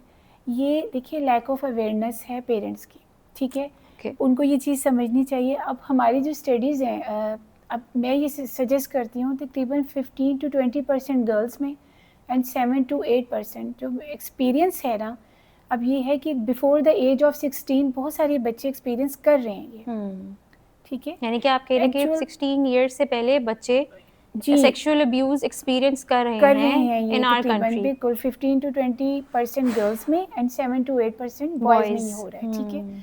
बात ये है कि पेरेंट्स का वही बात कि फियर ऑफ जजमेंट, ठीक है, ये उनका बहुत बड़ा मेन प्रॉब्लम आ रहा है कि बच्चे को, उनको सब पता है लेकिन क्या है कि बच्चे को कैसे बात करें, पता नहीं, वही बात आपकी जैसे कि एज नहीं है, समझाएं कैसे समझाएं, लेकिन ये गलत है। देखिए पेरेंट को बच्चों को एतमाद में लेकर, ठीक है, आप अपने बच्चे के साथ बैठें, एक सर्कल में बैठें, उनसे आप ओपन बात करें, ठीक है, बिल्कुल ओपन बात करें और उनको समझाएं कि अगर बेटा ऐसा कुछ स्कूल में है, इवन स्कूल्स में जो एक काउंसलर होती है, मैं जब विजिट्स पे जाती थी तो मैं अक्सर उनको सजेस्ट करती थी कि एक थ्रू पिक्चर आप डिस्प्ले करें, good touch bad touch, good touch bad touch को, ठीक है, उसमें आप लगाएं कुछ है। उससे आपको मैं बताऊं ये फ़ायदा हुआ कि एक तो वो ओपन डायलॉग जो है ना, वो हमारा बड़ा प्रमोट हुआ, ठीक है। ओपन डायलॉग पेरेंट्स में भी नहीं है, बच्चों में भी नहीं है, वो नहीं करते कि पता नहीं ये बात क्या हो जाएगा। बिल्कुल आपने डिस्प्ले किया, ठीक है, इसमें आप पहले बच्चों को कॉन्फिडेंस में लेके कहते हैं कि बेटा आपको एक समझाया जा रहा है, इसमें कोई ऐसी गलत बात नहीं है, आप समझा रहे हैं, आपने डिस्प्ले किया है, उसके बाद समझाया जा रहा है आपको कि कहाँ कहाँ टच करना गलत है, कहाँ कहाँ ठीक है। आप बिलीव करें रिदा, उसके बाद बच्चे सेकंड टाइम मेरे पास रेगुलर वो वर्कशीट करके आते रहे, घर में उन्होंने जाके डिस्कस किया, ठीक है, हमने उस चीज़ को प्रोमिनेंट किया, यानी कि कितनी अवेयरनेस फैली है, बच्चों ने कितना अंडरस्टैंड किया कि टीचर जो है, मैंने अपनी और ये चीज़ देखी कैसे प्रिवेल की, अपने कजन्स को बताया कि हमें क्लास में टीचर ने ये समझाया, हमारी काउंसलर आई थी, उन्होंने डिस्प्ले किया, तो अब हमने ख्याल रखना है, अब हमने मिलना है तो हमने इस तरह टच करना है, ठीक है, हमने यहाँ टच नहीं करना, हमने यहाँ टच नहीं करना। बच्चों में ये चीज़ फैलती गई और इसका फ़ायदा ये हुआ कि वो आगे भी प्रमोट हो गए, उन्होंने अपने कज़न से, अपने सिबलिंग से, सबसे शेयर करना स्टार्ट किया, ठीक है। Open dialogue as a holistic therapy में वही बात करूँगी कि हमने इस चीज़ को प्रोमिनेंट करके डिस्प्ले किया और बच्चों को समझाना शुरू किया। उससे ये हुआ कि उनमें भी कॉन्फिडेंस बिल्ड होता गया। जब एक चीज़ मैंने शुरू की तो उनके भी जहन में क्वेश्चंस, ये फलां वक्त ऐसा हुआ था, अच्छा हमने टच नहीं करना, ठीक है। फिर उसके नेक्स्ट उन्होंने मुझे कहा कि ये ऐसा हुआ था, अब मैंने उसको मना कर देना है, अब आप नहीं करेंगे, ठीक है। फिर ये कि हम देखते हैं थोड़ा सा फिर पेरेंट्स में भी कॉन्फिडेंस आता है, क्योंकि जब हम काउंसलिंग सेशंस रखते हैं हम वो पेरेंट्स के लिए रखते हैं कि एक जो है आपके लिए लाजमी वीक में हम काउंसलिंग सर्विसेज जो है वो रखी जाती हैं, पेरेंट्स को समझाया जाता है कि एक तो आप अवेयरनेस आ जाए उनमें, ठीक है, और ये फियर ऑफ जजमेंट उनमें खत्म हो जाए कि समझाएंगे कैसे समझाएंगे, ठीक है। बिल्कुल। बच्चों में ओपन एंडेड क्वेश्चंस की भी कॉन्फिडेंस जो है वो कॉन्फिडेंट फीलिंग्स डाली जाती हैं, पूछा जाता है उनसे कि how did that make you feel now, और अब आपकी लाइफ में आगे आपने ये चीज़ समझी है, आपने पहले ऐसे महसूस किया, अब ये अवेयरनेस आई, आप क्या महसूस कर रहे हैं, ठीक है। तो एक ओपन डायलॉग डेवलप हो जाता है। और एक मरियम एक ये भी तो है ना, जो हम विक्टिम ब्लेमिंग शुरू कर देते हैं कि अगर किसी के साथ ऐसा कोई वाकया हुआ भी है तो you are blaming the victim. Even हम फैमिलीज़ में भी अगर देखें, बीइंग अ फैमिली मेम्बर भी, हम शायद बच्चे जिस तरह नॉर्मल रूटीन में अगर कोई बच्चे ने ग्लास तोड़ दिया है, कुछ कर दिया, तो हमने उसको ब्लेम ही करना है ना कि तुम्हारी वजह से ग्लास टूट गया, तुम्हारी वजह से ये चीज़ ख़राब होगी। सो जब बच्चे के साथ पर्सनली ऐसा कोई वाकया पेश आता है, कुछ भी होता है, तो हम तब भी बीइंग पेरेंट्स भी हम नेचुरल हमारा रिस्पॉन्स होता है तुमने ऐसा क्या किया होगा, ऐसा किया। आई थिंक वो चीज़ बच्चे को डिस्ट्रॉय कर देती है। मेरे पास ये केस था और उनकी यही थी कि घर में एक माहौल ऐसा क्रिएट किया गया है कि मतलब कुछ लोग होते हैं ना बहुत ऑब्सेस्ड होते हैं क्लीनिंग के मामले में, ठीक है, एक चीज़ इधर से उधर ना हो जाए, ग्लास अपनी जगह पे क्यों नहीं है, तो वो चीज़ें सुन के उसके बाद मैं कहती हूँ पेरेंट्स को, आप लोग मेरे पास शिकायत लाते हैं बच्चे में एंगर इश्यूज आ रहे हैं, वो अपनी फ्रस्ट्रेशन और कैसे निकालेगा, ठीक है। एक तरफ हम उसको सिखा रहे बड़े हैं बेटा, बड़ों को कुछ नहीं कहना, वो तो वो ऑबेट हो गया, उसने कर लिया अमल, वो नहीं करेगा बदतमीजी, बट अब जो उसके अंदर चीज़ चल रही है कि मुझे ब्लेम किया जा रहा है, क्या हो गया बच्चे के माइंड में है कि मैंने अगर ग्लास मुझसे टूट गया, पानी गिर गया, कुछ है, खाओगे, मैंने अभी तो टेबल साफ़ की थी, फिर आपने गिरा दिया, कुछ है। तो ये बच्चा, लेकिन देखें उस टाइम उसने अपनी माँ की बात मान ली, उसने नहीं किसी बड़े से बदतमीज़ी की, वो माँ है, वो ग्रैंड पेरेंट है, वो कोई भी है, लेकिन अब वो अपने अंदर को कैसे कॉप अप उसके अंदर, तो अंदर जो फ्रस्ट्रेशन चल रही है अब वो कॉप अप कैसे करेगा, ठीक है। तो बस वो फिर इस तरह के बिहेवियर्स शो करेगा आपके सामने। तो बात यही है कि पहले जो है एक पेरेंट क्रिटिसाइज्ड होता है, ब्लेम्ड होता है, ठीक है, पेरेंट की बात समझते हैं बहुत देर से, फ्रस्ट्रेशन वो इस तरह से निकालते हैं, कहते हैं ना जनरेशन टू जनरेशन चल रही है, बिल्कुल, कि मैं क्रिटिसाइज था, मैं मेजर देखिए प्रॉब्लम्स जो होते हैं ना, डिसऑर्डर्स, वो आते ही ऐसे हैं जब एक पेरेंट ने बहुत कुछ फेस किया होता है ना, वो क्रिटिसाइज भी हो गया, वो ब्लेम्ड भी हो गया, तो नेक्स्ट वही बात है कि अब वो आगे फ्रस्ट्रेशन कैसे, वो आगे ट्रांसफर कर देता है ना अपने बच्चों में, और फिर जब बच्चों में आ गई बच्चों को, तो फिर हम बहुत खबरदार कर देते हैं, बड़ा है बदतमीजी नहीं करनी, किसी को बताना नहीं, लेकिन वो सिम्टम्स ही ऐसे हैं। और बच्चे को जब हम रोकते भी हैं, तो हम अगर नॉर्मली भी अगर हम बच्चे को रोक रहे हैं या मना कर रहे हैं, तो हम ऐसे मना करते हैं, मत करो,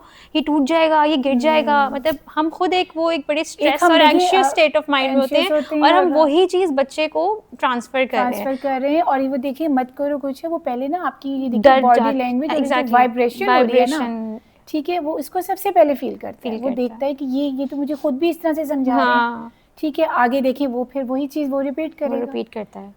सब देखिए बच्चे आजकल के रुकते नहीं हैं, कर जाते हैं बदतमीजी, ठीक है, जवाब देना बहुत शाज़ो नाज़िर केसेस हैं कि नहीं है, लेकिन जो ओवर सेंसिटिविटी जिन बच्चों में है, जो बहुत डर जाते हैं, लाइक आपने देखा होगा कुछ हो गया पर्दे के पीछे छुप जाते हैं, ठीक है, कॉर्नर पे किसी दरवाजे के पीछे डोर में अपने आप को लॉक कर दिया, नहीं खोलना कुछ, वो ये बच्चे हैं जो कि नहीं एक्शन ले पा रहे। और अच्छा ये चीज़ हम मतलब पेरेंट्स भी, फैमिलीज भी, जो आप बात कर रही हैं कि पर्दे के पीछे छुप जाना, अपने आप को लॉक कर लेना, ये हमें बड़ा नॉर्मल सा लग रहा होता है ना, बाज़ औक़ात हमें लगता है कि अच्छा बच्चा डर गया, लेकिन उसके अंदर क्या चीज़ चल रही है, वो किस ट्रॉमा से अपने अंदर गुजर है, वो बहुत डेंजरस है, वो बहुत ज़्यादा डेंजरस है। यानी कि वो खुद भी अपने इमोशंस को ना ही अंडरस्टैंड कर पा रहा है, ना ही एक्नॉलेज कर पा रहा है, और उसको खुद भी नहीं पता कि उसके साथ क्या हो रहा है, वो एक कांस्टेंट स्टेट ऑफ फियर में है। बिल्कुल यही बात मतलब अगर हम खुद भी समझे ना कि अगर हम एक कॉन्स्टेंटली स्टेट ऑफ फियर में है, तो हम अपने माइंड को कितना डैमेज करते हैं, अपनी बॉडी को कितना डैमेज करते हैं।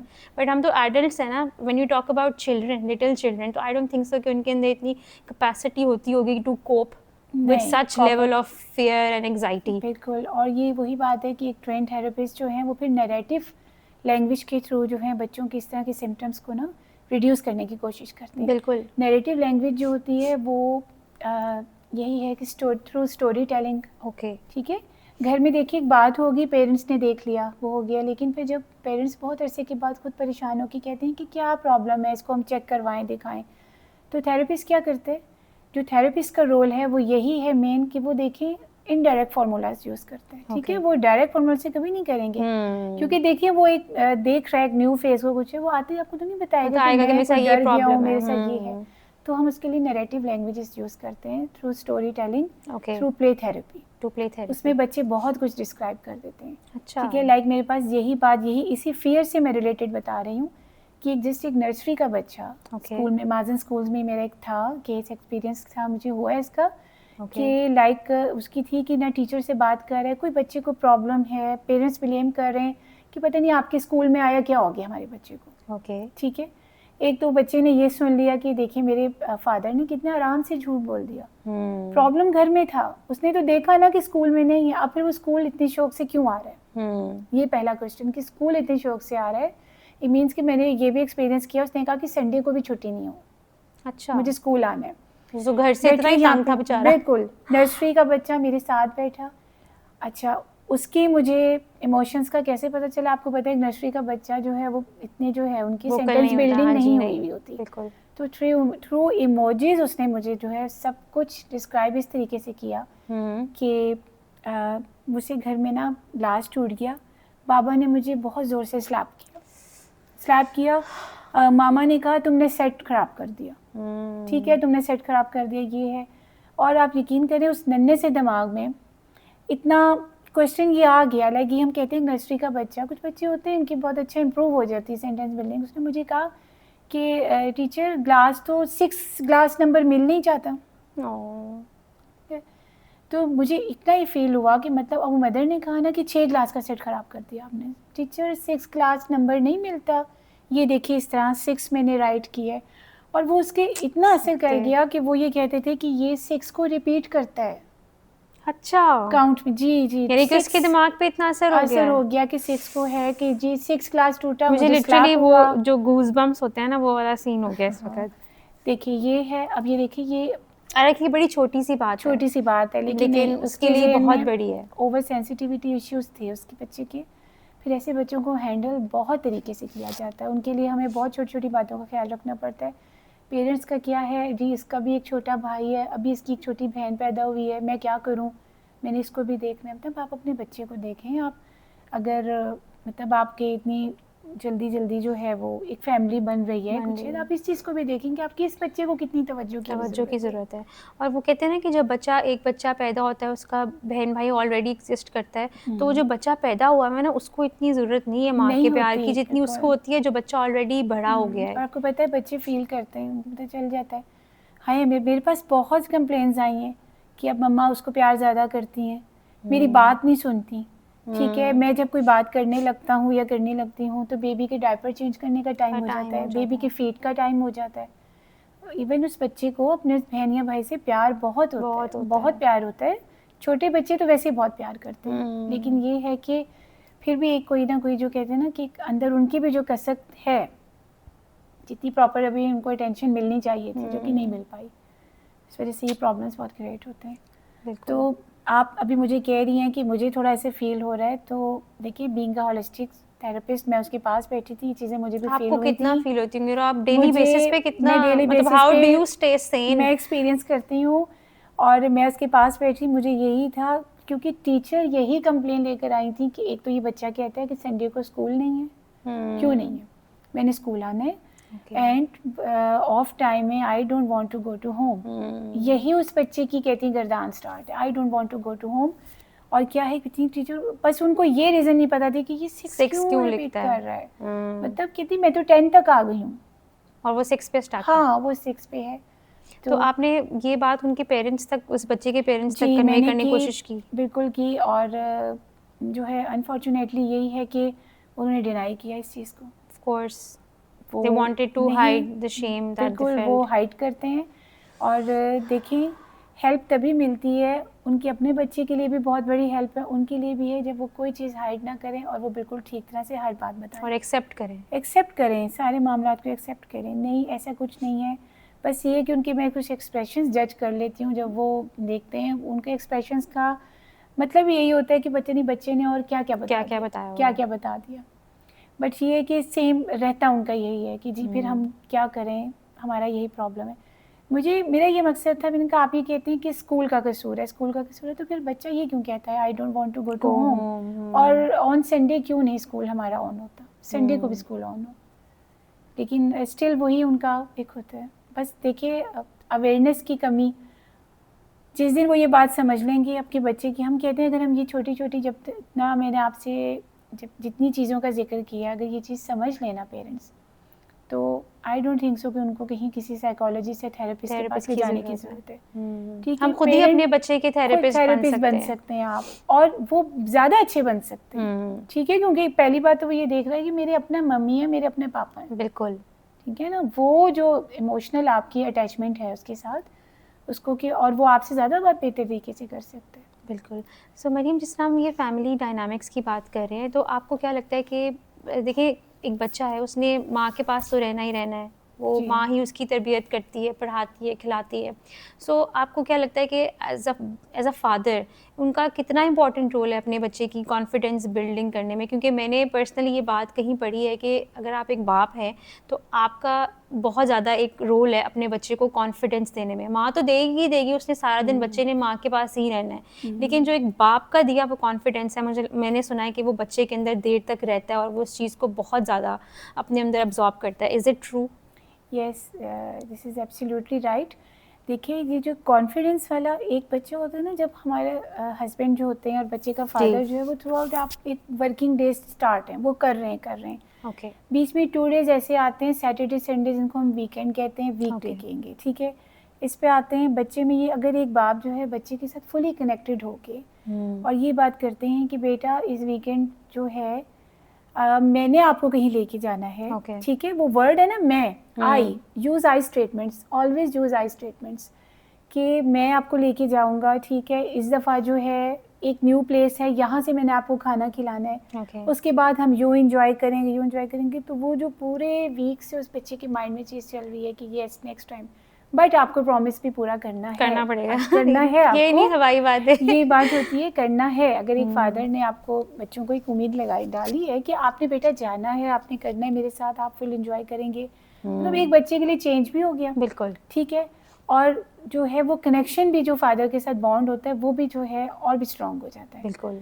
तो देखिए माँ तो करती है सब कुछ, स्टडीज़ भी, उसने घर का किचन भी देखना, उसने घर देखना, उसने बच्चे देखने, ईच एंड एवरीथिंग, उसकी स्कूलिंग, पढ़ाई, स्टडीज, सब कुछ, ठीक है। लेकिन फादर का जो रोल है, मैं कहती हूँ वो बहुत बहुत इंपॉर्टेंट है, क्योंकि बच्चे के माइंड में होता है ये सब कुछ तो माँ ने करना है, अब बाबा ने क्या करना है, ठीक है। बाबा भी कुछ करेंगे ना, तो बाबा करें। तो मोस्टली जो है फादर्स भी मेरे पास जब कुछ कंप्लेंट लाते थे तो मैं उनको हमेशा ये कहती थी कि जब अपने आप वर्किंग आवर्स से फ्री हो आते हैं तो पहले ये बताएं कि वीकेंड्स के अलावा घर में टाइम कितना देते हैं। एग्जैक्टली, ठीक है। आप जो है अपना सेम वो ट्विटर खोल के बैठ गए, मैसेजेस देख रहे हैं, अगेन आपको ऑफिस से कॉल्स आ रही हैं, तो ये क्या चीज़ है? आपका एक डेडिकेटेड टाइम होना चाहिए जो आपके बच्चों के लिए हो। फिर बच्चा क्या कर रहा है, माँ के कान में लगा हुआ है, ठीक है। ये मैंने बहुत एक्सपीरियंस की है कि बाबा फ्री नहीं, बाबा से ये बात पूछनी थी, मैं कब बाबा से बात करूं, बाबा की तो कॉल्स ही बहुत ज़्यादा आ रही हैं। तो देखिए अब ये कब करते करते और फिर ये भी आगे जाके जो है वो बच्चे को ना सोशल एंजाइटी में डाल सकती है। फिर आगे जाके उसको यही मैंने कब बात करनी, लेकिन वो बात नहीं कर सका। फिर वो जो और उसका जो रिलेशनशिप है बाप के साथ, वो डिस्टेंस आ जाता है आपके रिलेशनशिप के अंदर, और हमारी कन्वर्सेशन पैटर्न्स में भी कमी आ जाती है। आहिस्ता आहिस्ता बाहर भी बच्चा बोलना कम कर देते हैं। वो जो क्वेश्चंस चल रहे हैं ना कि मैंने क्या करना है, मैंने कब बात करनी है, तो सबसे पहले तो मैं ये सजेस्ट करूँगी कि इस कॉन्फिडेंस, इस बॉन्ड को स्ट्रॉन्ग करने के लिए एक तो आपने जो प्रॉमिस किया है, पहले तो फादर पूरा टाइम दे के सोच समझ के करें, ठीक है। उसको निभाएं भी। बच्चे में बहुत उसके इमोशंस डिस्टर्ब होते हैं और स्लीप पैटर्न्स पे भी बहुत फर्क पड़ता है, ठीक है। वो डिस्टर्ब हो जाते हैं और फिर हम ये कहते हैं कि बच्चा पता नहीं सो नहीं रहा। नॉर्मल अगर हम परेशान होते हैं, हमें रातों को नींद नहीं आती, इस तरह बच्चे अगर अपसेट हैं तो वो उनकी स्लीप पैटर्न डिस्टर्ब होता है, स्लीप पैटर्न डिस्टर्ब होते हैं, बिल्कुल। ये चीज़ें, तो आपको यही कॉन्फिडेंस डालना है। और बच्चे का होना फादर के साथ बहुत ज़रूरी है, बहुत बॉन्ड है। माँ के साथ तो वो पूरा हफ्ता है लेकिन अपने फादर के साथ भी जो इसका। मरियम, आपका कितना दिल करता होगा, ऐसे केसेस आते होंगे आपको, did you ever feel like saying कि भाई प्रॉब्लम बच्चे में नहीं है, आप माँ बाप है ना, आप में प्रॉब्लम है? माँ बाप में बिल्कुल। कभी आपको कहना पड़ा इस तरह, या लाइक आपने कभी एक्सपीरियंस किया? बस थ्रू सेशंस जो है मैं उनको समझाने की कोशिश करती हूँ। इसके लिए ये होता है कि डायरेक्ट वही बात की फॉर्मूला नहीं यूज़ करती। उसमें ये होता है कि फिर मैं उनसे ये कहती हूँ कि नेक्स्ट सेशन आपके बच्चे का नहीं होगा, आपका होगा। ठीक है, क्योंकि आपको भी ज़रूरत है। ये सेंटेंस होता है मेरा, आपको भी ज़रूरत है, बिल्कुल। तो आप नेक्स्ट सेशन में आप मेरे पास आएँ। उसके बाद फिर ये होता है कि एक चीज़ होती है PMT, parent management training. Okay. उसके थ्रू जो है वो मैं पेरेंट को टिप्स देती हूँ, स्ट्रेटजीज बताती हूँ कि घर में आपका बच्चा मेरे पास आ रहा है, सिर्फ इससे मसला हल नहीं होगा, आपसे आपके बिहेवियर को भी चेंज बिहेवियर से होगा। वो यहाँ से जो कुछ सीखेंगे, क्योंकि फिर आप सबकी ये कंप्लेंट्स होती हैं कि पता नहीं आपकी तरफ से आता है तो एक आध दिन तो ठीक रहते हैं, नेक्स्ट डे पता नहीं क्या हो जाता है। ये मुझे बहुत क्वेश्चंस करते हैं लोग कि आपके पास से आता है तो बिल्कुल चेंज होता है। ठीक है, आप ऐसा क्या करती हैं, अप्लाई करती हैं कुछ? तो मैं उनको बहुत हद तक स्ट्रेटजीज, ऐसी बात नहीं, बता भी देती हूँ। मैं कहती हूँ कि मैं ये चीज़ अप्लाई करती हूँ, बट वो मेरा बिहेवियर भी देखते हैं, वो सेफ एनवायरनमेंट भी देखते हैं, वो ये भी देखते हैं कि टीचर हमें किस तरह से इंडिविजुअल अटेंशन दे रही हैं। लाइक उसको ये लग रहा है कि बस मैं ही हूँ। ठीक है ना, उसको ये फील होता है। जो ग्रुप सेशंस होते हैं उनका मेथड्स और होते हैं हमारे पास, लेकिन ये होता है। तो फिर मैं ये कहती हूँ कि फिर आप ये कंप्लेंट्स करते हैं तो आपको वही आप देखें, मैं उसकी बिहेवियर थेरेपी करके उसको फॉर द टाइम बाय कह रही हूँ। ठीक है, वो गुड बाय हो गया, चला गया। बिल्कुल। घर जाके आपकी आपस में कोई बातचीत शुरू हो गई, क्योंकि रहना तो बच्चे ने घर में ही है ना, अपने माँ बाप के साथ, या आपकी कोई अब्यूजिंग लैंग्वेज उसके साथ शुरू हो गई है, तो बस फिर वो आप क्या एक्सपेक्ट करते हैं, वो आपको क्या फिर आगे से रिप्लाई करेगा, या आपको क्या ऐसे रिजल्ट्स मिलेंगे? तो सिर्फ एक मेरा काम नहीं होता, वो ये होता है कि फिर पेरेंट्स को भी जो है वो समझना, इनिशिएट लेना चाहिए, मौसम चेंज, अपना अपना एनवायरनमेंट जो है वो पॉजिटिव रखना है, लाइट रखना है, एंड पॉजिटिव रिलेशनशिप्स को इम्प्रूव करना है। ठीक है, इस चीज़ों को देखना है आपको। अदरवाइज तो फिर एक सिर्फ थेरेपिस्ट अकेला सब कुछ नहीं कर सकता। 100% role therapist plus parent management training शामिल है, और वो मिलकर ही होता है। ठीक है। सो मरियम, जिस तरह हमने बात की कि रोब एक बच्चे के ऊपर होना ज़रूरी है, आजकल आप जिस तरह देखते हैं कि अब तो खैर मुझे लगता है पेरेंट्स ने ये चीज़ बहुत इम्प्रूव की है कि हम थ्रू हाथ उठाना बच्चे के ऊपर या उसको मारना, अगर वो नहीं सुन रहा, तो ये किस हद तक डैमेजिंग है बच्चे के लिए? क्योंकि हम तो नॉर्मली देखिए, हमने सुना होगा कि बचपन में जिस तरह कहते हैं कि लड़कों को बहुत मार पड़ती थी, जूतियों से भी मार पड़ी हुई है, और हम सुनते हैं कि वो बड़े होके वो बड़े अच्छे भी हैं, वो अपने बाप से डरते भी हैं। तो ये इस चीज़ में कितनी सच्चाई है कि आप, क्योंकि आई थिंक हम बात करते हैं 20 साल पहले की, हर जिस तरह हज़रत अली का भी कॉल है कि अपने बच्चे को दौर के हिसाब से तरबियत दो, यानी कि हर बच्चा जो है, हर दौर का बच्चा मुख्तलिफ है। अगर 20 साल पहले आप बच्चे को मार से समझाने की कोशिश कर रहे हो सकता है वो समझ जाए, लेकिन आजकल के बच्चे को अगर हम मार के समझा रहे हैं तो is it okay, is it good, यानी कि उनके अंदर कोई इम्प्रूवमेंट आएगी इससे? नहीं, दिस इज़ नॉट गुड, और इम्प्रूवमेंट बिल्कुल भी नहीं आएगी। ज़ीरो, आपको ज़ीरो रिजल्ट्स मिलते हैं। देखिए, अभी मैंने जैसे कि पहले भी कहा कि पेरेंट्स की चीख पुकार, येलिंग करना, हिटिंग, ठीक है, ये चीज़ बिल्कुल, एक तो आपका देखिए जितना बच्चे के अंदर कॉन्फिडेंस लेवल अब तक डेवलप हो चुका है, उसको बिल्कुल ज़ीरो लेवल पे वो कर देगा। ठीक है, बच्चा आपका दोबारा से ऐसे लगेगा कि ज़ीरो पे आ चुका है। सेकेंडली ये होता है कि पेरेंट्स, अब भी मैंने बहुत तजर्बा किया है, मैंने देखा है, समटाइम मुझे बहुत हंसी भी आती थी, कहती थी कि क्या बच्चे को करके समझा रहे हो, कर रहे हो, लगाओ एक, बस देखो अभी कैसे ठीक होता है। तो ये चीज़ नहीं। अब ये बात वही दौर की बात है, ठीक है, पहले दौर में था, मैं समझती हूँ कि है आपकी चीज़ वो होगी, लेकिन बात वही है कि पॉजिटिव डिसिप्लिन और नेगेटिव डिसिप्लिन। ठीक है, आप इस तरह के डिसिप्लिन जो है वो पॉजिटिव अपने बच्चों को शो ऑफ करवाएं कि बच्चे को ये लगे कि मुझे इस चीज़ पे जिद करनी है, मुझे इस चीज़ पे जिद नहीं करनी, मुझे किस तरह से समझाया जा रहा है। वो आपका लहजा देखेगा, आपके एक्सप्रेशंस देखेगा, आपकी बॉडी लैंग्वेज देखेगा। ठीक है, तो ये चीज़ होती है। इस तरह नहीं है कि आपने एक लगाया और अब ये चीज़ नहीं चलती। ठीक है, पहले वक्तों की बात और थी, अब ये देखिए अब कितनी रिसर्चेज आ चुकी हैं, स्टडीज़ हमें बताती हैं कि नहीं, ये बिहेवियर जो है, क्योंकि देखिए एक तो सोशल मीडिया ने बहुत ज़्यादा काम खराब कर दिया। ठीक है, बच्चे जो हैं, आपको पता है इस तरह की चीज़ों से बच्चे जो है वो अब कहते हैं ना इन शॉर्ट कि हम किसी और रास्ते पे बच्चे चल पड़े। अच्छा, फिर वो ये गुस्सा कहाँ निकालेंगे? कुछ गलत काम करके। ठीक है, किसी भी बैड हैबिट्स में। अब देखिए थोड़ा सा अडल्टहुड में अगर हम चलें, अडल्टहुड में भी आपने देखें, आप अर्ली में ही देख लें, अराउंड कोई 5th या 6th क्लास का बच्चा वो आपको ड्रग्स लेता हुआ नजर आएगा। ड्रग अब्यूज बन जाते हैं। ठीक है, आपको देखें यहाँ पे अब्यूजिंग लैंग्वेजेस तो आम बात हो गई, आम बात हो रहे गई है। हैं। सोशल मीडिया ने इतना काम खराब कर दिया है। तो ये चीज़ नहीं है, एक तरीका है और बात ठीक है।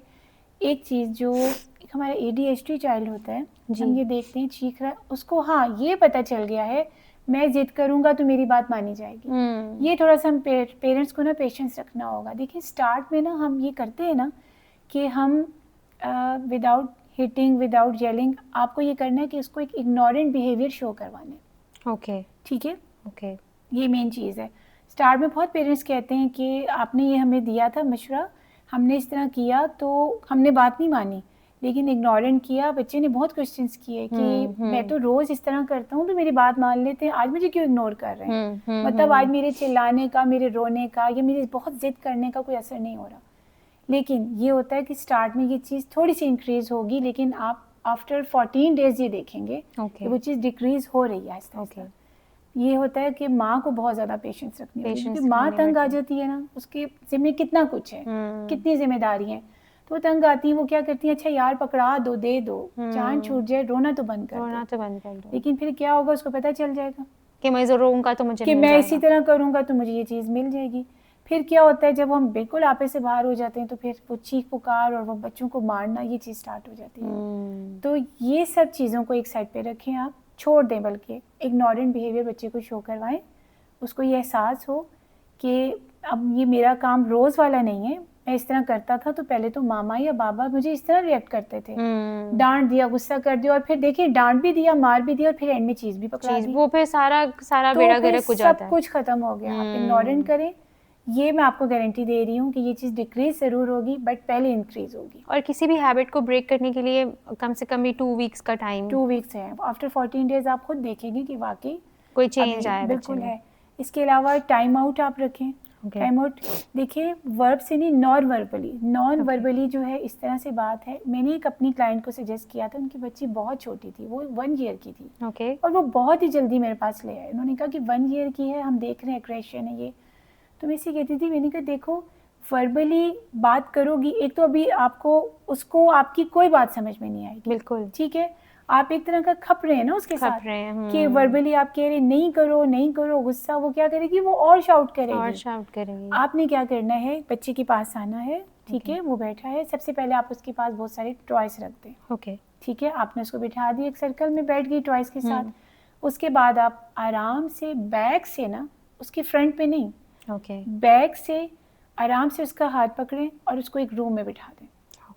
बस कुछ नहीं कहना, आपको कोई पनिशमेंट मिली है, आपने मुझे बहुत तंग करके रखा हुआ है, मैंने आपको इतने टॉयज दिए, उसका भी कोई फर्क नहीं पड़ा, ये सब नहीं करना। वो क्या कर रहा है बच्चा, मतलब उसको ये लग रहा है कि बस अम्मा बोल रही हैं और कुछ नहीं है, वो रजिस्टर ही नहीं कर पा रहा। बिल्कुल। तो ये हमारी होती है बॉडी लैंग्वेज और नॉन वर्बल मेथड्स, ठीक है, जिसमें हम कुछ कहे बगैर, बच्चों को मारे बगैर, उनके साथ येलिंग किए बगैर हम ये सारे मेथड्स यूज, मतलब अगर वो रो रहा है तो उसको रोने दें, बस उसको टाइम दें कि वो अपनी फीलिंग्स को लेट आउट करे, क्योंकि कभी ना कभी तो वो चुप कर ही जाएगा ना, कर जाता है, ठीक है।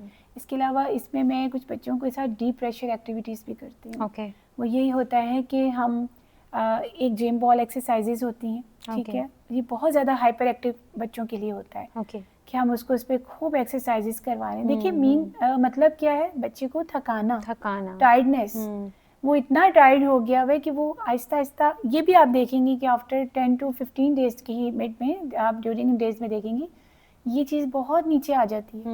और थकाना भी उन एक्टिविटीज़ में जो उसकी मेंटल और फिजिकल वेलबींग के लिए अच्छी है बिल्कुल। इन चीज़ों के लिए कि आपकी गेम है, और जो एक्टिविटी भी आपकी जो है वो हाइपर एक्टिविटी भी आहिस्ता आहिस्ता रिड्यूस हो जाती है, और फिर ओवरकम भी हो जाती है, ख़त्म भी हो जाएगी। बिल्कुल इस चीज़ को करते हैं, ठीक है। So Mariam, let's come to the last question of the session. How do you see a healthy future for Pakistani children, especially ये जो आजकल की हमारी एक सोसाइटी बन चुकी है, इतनी प्रॉब्लम्स हैं, इतनी ज़्यादा रिस्ट्रिक्शंस हैं, हम बच्चों को बाहर नहीं लेके जाते, या उनको बाहर जिस तरह हम बचपन में देखते थे कि हम बाहर बहुत खेलते थे, मट्टियों में खेल रहे हैं, फ्रेंड्स के साथ, नेबर्स के साथ खेल रहे हैं, अब ये चीज़ भी बहुत ज़्यादा डिक्रीज़ होती जा रही है क्योंकि हम बाहर की सोसाइटी के ऊपर ट्रस्ट हमारा ब्रेक हो चुका है, ऑब्वियस रीजंस की वजह से कि it's not safe for kids to be out there alone. तो हमें हर वक्त उनके साथ प्रेजेंट रहना है, अगर वो बाहर जा रहे हैं, कहीं भी जा रहे हैं, तो हमें कांस्टेंट उनके ऊपर बस नज़र रखनी है कि बस बच्चे ना एक मिनट के लिए भी हमारी नज़रों से दूर ना हो।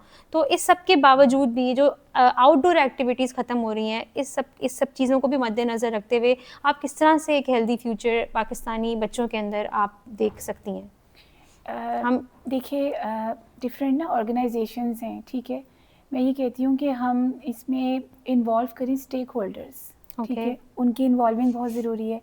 इसके अलावा जो गवर्नमेंट एजुकेटर्स है ना, हेल्थ केयर प्रोफेशनल्स केयर हैं, उनकी organisation, school based mental health programmes जो हैं, मैंने पहले आपको बताया स्कूल काउंसलिंग जिसे कहते हैं, ठीक है, एक तो फ्यूचर वेलबींग ये है। लेकिन जो बाहर की, वो आपकी बात 100% ठीक है कि पहले जो दौर था ये किडनैपिंग केस, जी बिल्कुल, अभी हमने थोड़ी देर पहले एक सेक्सुअल अब्यूज़ में भी हमने बात की, ठीक है, बच्चों का ग्रुप बन गया है, बच्चे जो है अब इन चीज़ों की नॉलेज रख रहे हैं, कुछ को नहीं पता, कुछ को पता है, कुछ जानबूझ के कर रहे हैं, ठीक है, उनको आइडिया है इन चीज़ों का, मैंने आपको जैसे बताया बिफोर द एज ऑफ 16 वो ये काम स्टार्ट हो चुका है, ठीक है, और इसकी रेशियो भी मैंने आपसे डिस्कस की कि कितने % ये चीज़ अब बढ़ गई है। तो इसी चीज़ को देख के हम लोग जो है बच्चों को बाहर नहीं जाने दे रहे, पेरेंट्स डर रहे हैं, कुछ है। लेकिन एक चीज़ और है कि जब बिल्कुल पेरेंट्स बच्चों के जहन में क्वेश्चन है कि यार ये हर वक्त क्यों हमारे साथ एक अब क्या करें ना, हम क्या करें, यही बात कि स्पेस चाहिए ना, चाहिए, बिल्कुल, कि अच्छा बात है उसमें। समटाइम मैंने ये एक्सपीरियंस किया है कि फिर बच्चे ये कहते हैं, मदर कह रही हैं कि चलो मैं वॉक करती हूँ, आप अपने फ्रेंड्स के साथ यहाँ खेलें, ठीक है, आप बाहर खेल रहे हैं कुछ ये, तो उसमें हम फिर ये स्ट्रेटजीज करते हैं कि वक्फे से थोड़ा सा इस साइड पर हो जाना, बिल्कुल, कि चले मैं आगे जा रही हूँ, आप पीछे आराम से बातें करते हैं, आपने अपने बच्चे को देख भी लिया, नज़र भी है, जो उसके भी थोड़े से नज़रियात हैं कि हमें एक स्पेस नहीं मिलती। अगर अब हम बच्चे की बहुत पीछे पड़ें कि अब वो दौड़ नहीं रहा, बेटा आपको अकेले नहीं जाने दे सकते, कुछ उसको क्या समझ आएगी ना, समझ नहीं आएगी। और दूसरा ये है कि फिर इतने जज्बाती बाज बच्चे होते हैं कि नहीं कुछ नहीं होता, मुझे तो कोई कुछ कह नहीं सकता, भाई आपको क्या पता बेटा, आपको क्यों नहीं कोई कुछ कह सकता, ठीक है, बिल्कुल। तो बस इसका यही है कि फिर एक मदर, वही बात जो मैंने आपसे पहले भी डिस्कस की थी कि पेरेंट्स को बहुत टाइम निकालना है अपने बच्चे के लिए, पास बैठना है अपने बच्चे के और उसको ये चीज़ें समझानी है। आई थिंक हमें एज पेरेंट्स ये भी रियलाइज़ करना चाहिए, हम सबको बीइंग अ पेरेंट, कि हमने सिर्फ बच्चे पैदा नहीं करने, उनकी परवरिश भी करनी है, उनको तरबियत भी करना है, क्योंकि पैदा करना ऑनेस्टली आसान है, कुछ वक्त की तकलीफ़ है, हमने बर्दाश्त कर लिया, लेकिन ये जो एक पूरा सिलसिला है ना, उसकी तरबियत का, उसकी बिहेवियर को शेप करने का, उसकी थॉट प्रोसेस चेंज करने का, ये सबसे इम्पॉर्टेंट है, बिल्कुल इम्पॉर्टेंट है। और असल तरबियत ये है, ठीक है, आपने पैदा, वाकई वो बात ठीक है कि उससे तकलीफ़ हमने बर्दाश्त कर ली, पैदा कर लिया बच्चे को। उस दौर में ये लगता था रात को जागना मुश्किल है, बार बार उठ के फीड करवाना मुश्किल है, फीडर बन रहे हैं, पैम्पर्स चेंज हो रहे हैं कुछ, लेकिन अब आके समझ में आता है ना कि ये जो इश्यूज आ रहे हैं, इनको कैसे, ये किस तरह से मेंटल हेल्थ को डिस्ट्रॉय कर रहे हैं। बिल्कुल, और इसमें ना ही हमारा कसूर है, ना बच्चों का कसूर है, बिकॉज दुनिया इतनी अनसेफ होती जा रही है, बाहर की दुनिया इस कदर खतरनाक होती जा रही है हमारे बच्चों के लिए। बच्चों पे रिस्ट्रिक्शंस भी नहीं लगा सकते, आपने यहाँ नहीं जाना, वहाँ नहीं जाना, ठीक है। तो वही बात की, अब अपने गोल्स को आइडेंटिफाई करें और ट्रस्ट बिल्डिंग कहाँ से आएगी? सबसे पहले तो पेरेंट्स से आएगी, बिल्कुल, ठीक है। वो ये चीज़ देखेंगे कि हमने पास बैठ रहे हैं, बच्चों को समझाया, देखिए उससे जो उसको प्रोटेक्शन फील होती है ना, कि वही बात कि हमें पूछा गया है, हमें कोई समझाया गया, और ये कि नहीं तुमने नहीं बाहर जाना, तुम्हें ये पता ही नहीं है कि आजकल क्या हालात हैं, वो बच्चा कभी नहीं समझेगा। बस हमें वक्त निकालना चाहिए बच्चों के लिए, कैसे भी निकालें, लेकिन निकालना है। और देखिए टीन एज में तो बच्चे चाहते हैं कि एक स्पेस मिले। क्या होता है उनके पास, पेरेंट्स को जवाब देना, अब हम बड़े हो गए, जैसे हम करते थे बचपन में, अब हम बड़े हो गए, बिल्कुल। लेकिन ये समझाना कि ये और दौर था। देखिए होलिस्टिक थेरेपी में हम हर पहलू पे बात करते हैं, ठीक है। ट्रस्ट बिल्डिंग आती है, टीम बिल्डिंग आती है, बच्चों को सिखाया जाता है स्ट्रेस। मैं ये समझती हूँ कि जिन्होंने अपने दौर में ये स्टडी नहीं की, ठीक है, अब इसीलिए मेरा ये मकसद है स्कूल में इंट्रोड्यूस करवाना, नहीं कि वो आज के दौर में ये जो सुसाइडल केस आ रहे हैं, कोई बात होती है, आपकी मनपसंद शादी नहीं हुई है, आपको लॉस हो गया है, आपका बिजनेस लॉस हो गया है, आप जो है कि एडजस्ट नहीं कर पाए, आपको पता चला है कि क्या है, फाइनेंशियल इश्यूज हैं, सुसाइड हो गई, सुसाइड कर ली।